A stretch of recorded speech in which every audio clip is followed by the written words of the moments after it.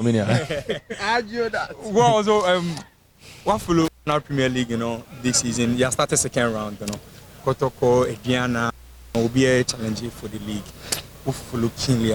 Who say this season, competition high. Meda was any akunya wadamami. Once this season now, once league in very tough. Because more so no, try maintain top no. Once Kotoko so to me ba, one was Asante about and I think I has a ball drawn near very tough. See no league in here. And in was a league in the question, I said, but I could phone a corner a year balancer. Now a muno kinana, a moaba heading. Name my mayor one way side of to say first and this year, but I think say the AC corner, but the year no Munyama way, how Yabenya sponsors ama league and I attractive. I don't pay any idea here because you're good players or league in him, which a beer film but still a bit assume this is our country no is here. No penny here. When say your league no costra and a sponsor, a bit may attract sponsors some number. And I just penny for now quite out there a pushy a sponsors in the bar.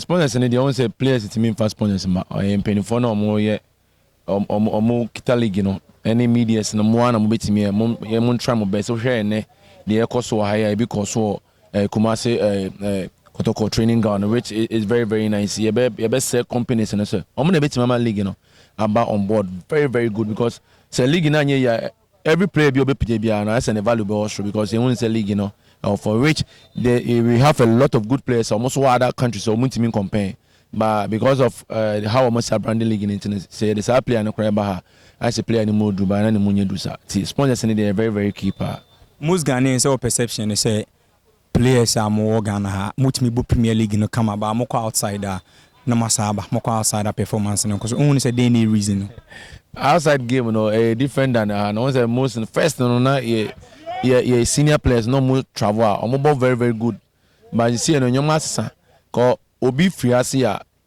omo pese chinchina no free and kobo Europe which Kenya bad but ofree akwa Africa na Africa nimpo o say free Africa kwa Africa ontimi mbonti busa say e dey intra enhyehyɛ na wo ho no ne ha de na very big difference anyhow omo si hyehyɛ omo nyoma yo omo training ni adade nya different player na ko no ma ofane nyoma difficult but omo no mutimi nya time about the thing say ofree baby na ba wo you good nti be deliver my konkono an konyo obi omunya ntoma sema obe fani difficult so hwe foreign player or Kotoko samba once oba Kotoko no things are very quick amano nye play bi na enya ne sa mostly strikers when omo travel omo blepa cause one o yes a movie a obema obo amo ahye obete wase but defender dey easy so utu kwan ya utimika easy and I make for the ba we attacker dia o fani nyoma difficult pa. Right, we're close to Agadas. Now Agadas returned from Tunisia to Ghana. Kotoko need come up information about. Now Agadas has signed 6 months. They are as good.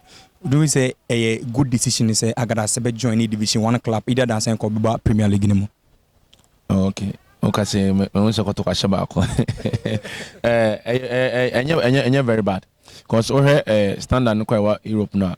Enye Ghana born here and Kenya bad say also come back to as good once or injury because back to big club no or may expect a lot of fuel which and Kobasa no so the problems member so I think say enye bad decision because on any unity team me sure say own take decision by his own like that nti me hu ne say bibi work no pressure man so e be me nyanto ase go so or ye surgery about betene fi afena or recover me only say decision now taking no a man of for now say they be able to build for next summer ibiana or the benya because e bona big club na ntima me man option now we mo the man no because Richard Bodo Agadas nti after all boys see na big club ba no mo no ba press so ma unko ba only say e bo aso one wa na be man a real building very good.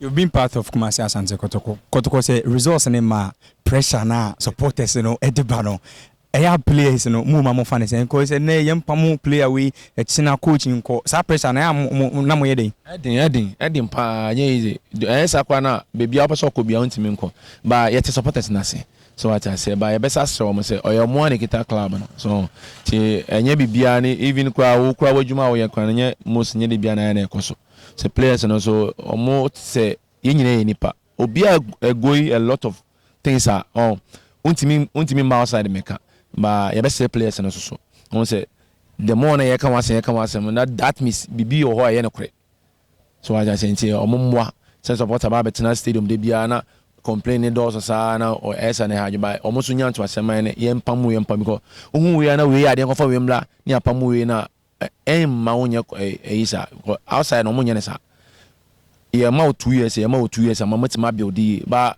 obi about 4 months na hu fufo na so sa pewe a o say club no on your supporters bi won ma minim say omo sesa na omo support team no ma sheda be share Kotoko mu na de bia no ma sheda be allegation yempam we no ma ya enye good enye very good sir ye what time utimi ma play 1 year 2 years ahwe but say 4 months be now the pressure coach so yempam coach you say so say yempam coach say coach ben apart from say we titofu housekeeper dia kan you know old day which o me a good deal but why na say us akofa no say your best supporters no and players no so emmo mo de man no pay and supporters ni here.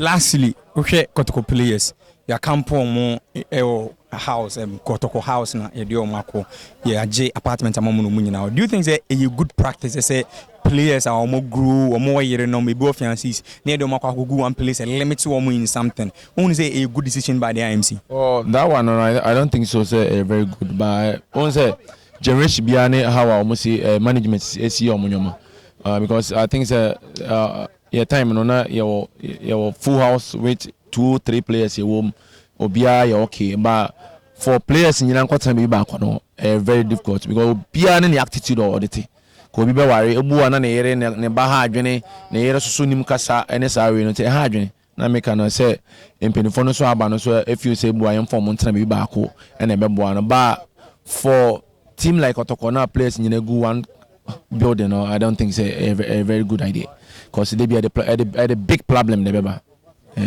that's it. That's me.